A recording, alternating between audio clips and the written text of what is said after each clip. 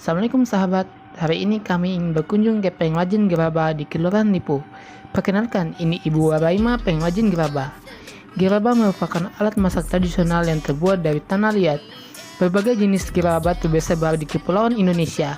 Namanya pun beragam, gerabah, tembikar, hingga tempayan. Salah satu gerabah yang terancam punah ialah gerabah klasik Buton yang ada di Bau-Bau, Pulau Buton, Sulawesi Tenggara. Gerabah Buton diperkirakan telah berumur lebih dari 500 tahun. Sebagai peralatan rumah tangga, gerabah selalu dekat dengan penduduk suku Pulau Buton. Namun, hingga saat ini tercatat setidaknya 12 orang pembuat gerabah Pulau Buton yang tersisa. Nah, eksistensi gerabah Buton semakin surut. Pasalnya, saat ini sudah jarang ditemukan gerabah di dapur rumah tangga. Meskipun terlihat mudah, proses pembuatan gerabah Buton memerlukan ketelitian khusus. Para pengrajin gerabah Buton yang mayoritas seorang wanita ini harus fokus terhadap bentuk dan ketebalan gerabah. Apalagi pembuatan gerabah ini jauh dari kata modern dan mengandalkan kecepatan tangan. Bahan utama gerabah Buton dari tanah liat. Para pengrajin gerabah Buton biasanya mencari tanah liat yang berkualitas. Pengrajin gerabah mendapatkan tanah liat di Sorowolio. Tanah liat terkenal dengan warna coklat hingga coklat kehitaman. Namun, tanah liat di Buton berbeda dari tanah liat, yaitu berwarna coklat kekuningan. Warna dasar tanah juga akan mempengaruhi warna hasil akhir produk gerabah.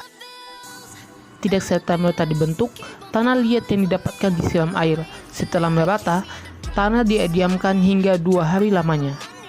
Tanah liat basah kemudian diuleni secara manual. Masih dengan tangan tangguh mereka, tanah liat ditekan lebih rekat. Beralaskan semacam lumpang panjang, tanah ditekan sesekali dipukul dengan kayu layaknya palu. Tanah yang ulet dan halus akan menjadi bahan dasar pembuatan gerabah Buton terbaik. Selepas lelah mengulengi tanah, tiba saatnya proses pembentukan. Tanah liat yang ulet kemudian sedikit demi sedikit diubah menjadi gerabah.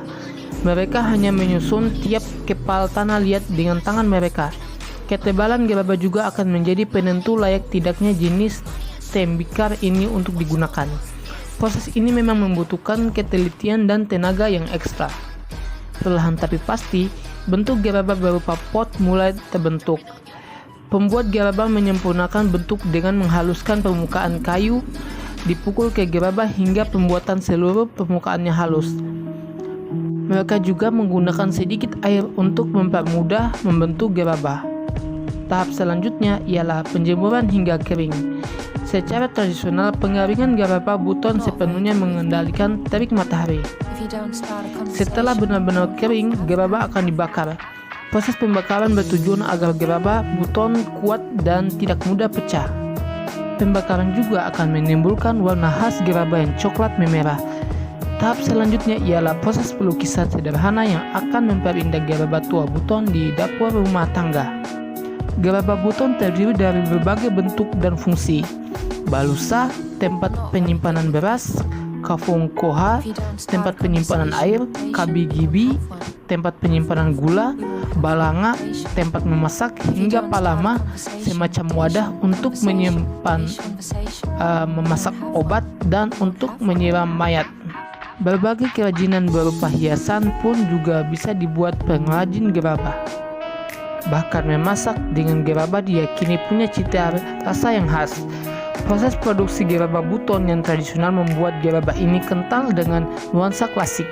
Gerabah yang berusia sekitar lebih dari 500 tahun ini patut dilestarikan keberadaannya.